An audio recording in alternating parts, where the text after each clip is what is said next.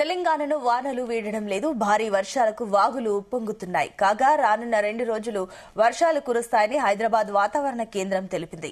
కొమరంభీం, ఆసిఫాబాద్, ఆదిలాబాద్, మంచిర్యాల, భూపాలపల్లి, జగిత్యాల, కరీంనగర్, మహబూబాబాద్, మేడ్చల్, హైదరాబాద్, రంగారెడ్డి, వికారాబాద్, సిరిసిల్ల, పెద్దపల్లి జిల్లాల్లో వానలు కురుస్తాయని వాతావరణ కేంద్రం తెలిపింది. ఈ మేరకు ఆయా జిల్లాలకు ఎల్లో అలర్ట్ జారీ చేసింది. ఉరుములు, మెరుపులతో పాటు పిడుగులు పడతాయని హెచ్చరించింది. దీనికి తోడు ఈదురుగాలులు వీస్తాయని, ఇక ఈదురుగాలుల వేగం 30 నుంచి 40 కిలోమీటర్ల వరకు ఉంటుందని కూడా సూచిస్తుంది. ఇక నిన్న అత్యధికంగా కొమరంభీం జిల్లా జైనూర్లో 2.9 సెంటీమీటర్ల వర్షపాతం నమోదైంది. మధ్యప్రదేశ్పై 4.5 కిలోమీటర్ల ఎత్తులో ఉపరితల ఆవర్తనం ఏర్పడిందని, మరోవైపు ఒడిశాపై రుతుపవన గాలులతో ద్రోణి ఉందని, వీటి ప్రభావంతో వర్షాలు పడతాయని వాతావరణ కేంద్రం తెలిపింది. తెలంగాణలో నేడు, రేపు వర్షాలు ఉంటాయని వాతావరణ శాఖ హెచ్చరించింది. రైట్, ఇదే అంశానికి సంబంధించి మరిన్ని డీటెయిల్స్ మా కరెస్పాండెంట్ రాజు పటేల్ అందిస్తారు. రాజు పటేల్, గుడ్ మార్నింగ్. బంగాళాఖాతంలో ఏర్పడినటువంటి అల్పపీడన ద్రోణి ప్రభావం ఇంకా కొనసాగుతుండటంతో తెలంగాణలో మరొక 2-3 రోజుల పాటు వర్షాలు పడే అవకాశం ఉంది. సునీత, ఇప్పటి వరకు అయితే గత వారం 10 రోజుల నుంచి అయితే తెలంగాణ వ్యాప్తంగా చాలా విస్తారంగా వర్షాలు కురుస్తున్నాయి. చాలా చోట్ల కూడా కుండపోత వర్షాలు కురవడంతో వాగుల ప్రవాహం ఎక్కువగా అయిపోయింది. దాంతో పాటు నదుల ప్రవాహం కూడా కొనసాగుతుందని చెప్పవచ్చు. మరొక 2-3 రోజుల పాటు ఇదే వర్షం కనుక కంటిన్యూ అవుతే కంప్లీట్ గా ప్రాజెక్టులన్నీ కంప్లీట్ ఇంకా ఫుల్ అయ్యే అవకాశం ఉంది. చెరువులు కూడా మత్తడు దూకే అవకాశం ఉంది. దీంతో రాబోయే రోజుల్లో ఇటు కొమరంభీం, ఆసిఫాబాద్, ఆదిలాబాద్, మంచిర్యాల, భూపాలపల్లి, జగిత్యాల, కరీంనగర్, మహబూబాబాద్, మేడ్చల్, హైదరాబాద్, రంగారెడ్డి, వికారాబాద్, సిరిసిల్ల, పెద్దపల్లి జిల్లాలో ఉరుములు, మెరుపులతో కూడినటువంటి వర్షాలు కురిసే అవకాశం ఉందని కూడా వాతావరణ శాఖ హెచ్చరించింది. మొన్నటి వరకు భారీగా వర్షం నమోదైంది. నిన్న కాస్త తక్కువ పడ్డదని చెప్పవచ్చు.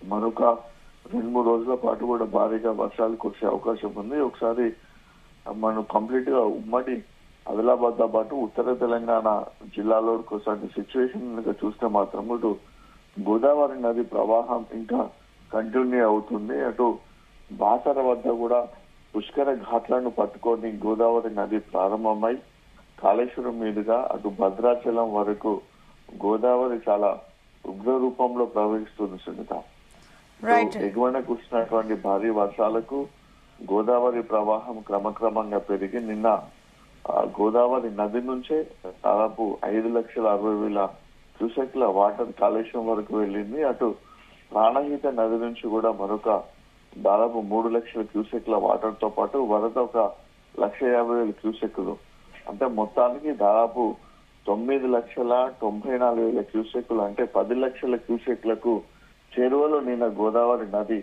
ప్రవాహం ఉంది. దీంతో కాళేశ్వరం వద్ద మొదటి ప్రమాద హెచ్చరికను కూడా నిన్న జారీ చేయడం జరిగింది. భారీగా వస్తున్నటువంటి ప్రవాహంతో మొదటి ప్రమాద హెచ్చరికను అక్కడ కాళేశ్వరం వద్ద జారీ చేసి భూపాలపల్లి జిల్లా కలెక్టర్, ఎస్పీ, మిగతా అధికారులందరూ కూడా గోదావరి నది వరద ఉధృతిని కూడా పరిశీలించి భక్తులు ఎవరు కూడా గోదావరి నదిలోకి స్నానానికి వెళ్లకుండా హెచ్చరికలు చేశారు. దాంతో పాటు కాళేశ్వరం వద్ద పుష్కర గట్ల పైన ఉన్నటువంటి పూజా సామాగ్రి దుకాణాలను కూడా కంప్లీట్ గా ఖాళీ చేయించారు. మరొక 2-3 రోజుల పాటు గోదావరి నది ప్రవాహము ఇదే విధంగా కంటిన్యూ అయ్యే అవకాశం ఉంది. దాంతో పాటు ప్రధాన బ్యారేజ్లైనటువంటి ఎల్లంబెల్లి ప్రాజెక్టుకి అయితే నిన్నటి వరకు 5,50,000 క్యూసెక్ల ఇన్ఫ్లో ఉండేది. సేమ్ అవుట్ ఫ్లో కూడా అంతే రిలీజ్ చేశారు. కానీ ఎగువన నిన్న వర్షం లేకపోవడము, అటు ఎస్ఆర్ఎస్పి ప్రాజెక్టు గేట్లను కూడా క్రమక్రమంగా తగ్గించడము, సెడెం ప్రాజెక్టు గేట్లను కూడా క్లోజ్ చేయడంతో శ్రీపాద ఎల్లంపల్లి ప్రాజెక్టుకు వరద అయితే తగ్గిపోయింది. ప్రస్తుతానికి 14 గేట్లను లిఫ్ట్ చేశారు. ఎల్లంపల్లి ప్రాజెక్టుకు ఇన్ఫ్లో 1,39,000 క్యూసెక్లు ఉండగా అవుట్ ఫ్లో 76,000 క్యూసెక్లు ఉంది. అంటే ఇన్ఫ్లో చాలా వరకు తగ్గిందని చెప్పవచ్చు. దాదాపు 3 లక్షలకు పై క్యూసెక్కుల ఇన్ఫ్లో ఎల్లంపల్లి ప్రాజెక్టు తగ్గింది. నిన్న వర్షాలు లేకపోవడం వలన మొన్న నైట్ నుంచి నిన్న ఎక్కువగా భారీ వర్షం కురకపోవడం తోటి వాగుల ప్రవాహం కూడా కాస్త తగ్గింది. దాంతో ప్రాజెక్టులకు సంబంధించినటువంటి గేట్ల సంఖ్యను కూడా తగ్గిస్తున్నారు. ఎందుకంటే ఎగువ నుంచి వర్షం ఎక్కువగా రావడం లేదు కాబట్టి తగ్గించుకుంటూ కూడా అవుట్ఫ్లో బయటికి రిలీజ్ చేస్తున్నారు. భారీ వర్షాలకు రాష్ట్ర వ్యాప్తంగా కూడా వాగులు చాలా ఉధృతంగా ప్రయాణించాయి. జయశంకర్ భూపాలపల్లి జిల్లా కాళేశ్వరం వద్ద ప్రాణహిత గోదావరి 2 నదులు కూడా ఉగ్రరూపంగా దాల్చాయని చెప్పవచ్చు. ఇక్కడ ప్రారంభమైనటువంటి ప్రవాహం అంతా కూడా అటు భద్రాచలం వరకు వెళ్తుంది. భద్రాచలం వద్ద కూడా 2 ప్రమాద హెచ్చరికను కూడా జారీ చేశారు. అటు రామాయణానికి వచ్చేటువంటి భక్తులు కూడా గోదావరి తాండవ ఘట్టాల వద్దకు వెళ్లకుండా కట్టుదిట్టమైనటువంటి భద్రతా చర్యలు చేస్తున్నారు. ములుగులో గోదావరి చాలా ఎక్కువగా ప్రవహిస్తుంది. భారీగా కురిసినటువంటి వర్షాల వల్ల అయితే రైతాంగానికి అయితే తీవ్ర నష్టం జరిగింది సునీత. ఎందుకంటే పంట పొలాలు, వరి పొలాలు చాలా వరకు కొట్టుకుపోయాయి. ఇసుక మేటలు, ఇసుక దిబ్బలు కూడుకుపోయాయి. దాంతో పాటు వరదకు కూడా భూమికి సంబంధించిన సారవంతమైనటువంటి నీళ్లు కూడా కొట్టుకుపోయి భూములు కూడా ఇట్లా కోతకు కూడా అయ్యాయి. వందలాది ఎకరాల్లో పత్తి చేనులలో కూడా నీళ్లు నిలిచిపోయాయి. దీంతో రైతాంగానికి అయితే తీవ్రమైనటువంటి పంట నష్టం జరిగింది. నిన్న కొమరంభీం ఆసిఫాబాద్ జిల్లాలో పర్యటించినటువంటి ఆదిలాబాద్ జిల్లా ఇన్ఛార్జి మంత్రి జూపల్లి కృష్ణారావు ఎకరానికి 10,000 రూపాయల నష్టపరిహారం కూడా ప్రభుత్వం చెల్లిస్తుందని చెప్పారు. కానీ రైతులు మాత్రము 20,000 వరకు ఇవ్వాలని కూడా డిమాండ్ చేశారు. ప్రభుత్వం కూడా ప్రతిసారి ఇలానే నష్టపరిహారం జరిగినప్పుడు కూడా పంటకు వచ్చి సర్వేలు చేసుకుంటున్నారు తప్ప ప్రభుత్వం నుంచి అయితే ₹1 కూడా పంట నష్ట పరిహారం రావడం లేదని కూడా రైతాంగం అయితే ఆవేదన వ్యక్తం చేస్తున్నారు.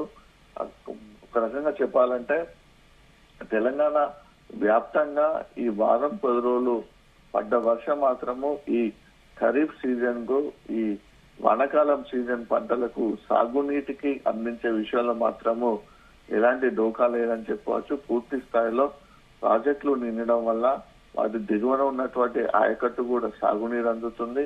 చెరువులు కూడా నిండడం వల్ల దాని దిగువన ఉన్నటువంటి ఆయకట్టు కూడా చెరువుల నీళ్లు కూడా అందే అవకాశం ఉంది.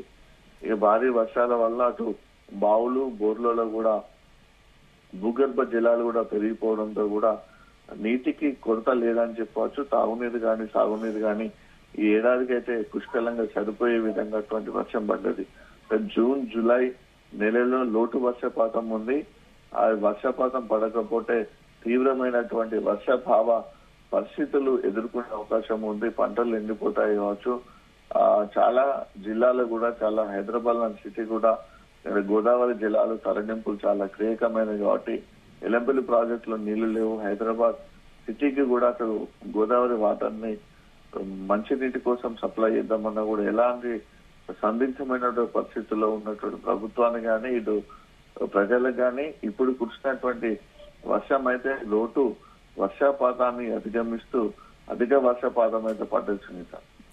Right Raju Patel, thank you.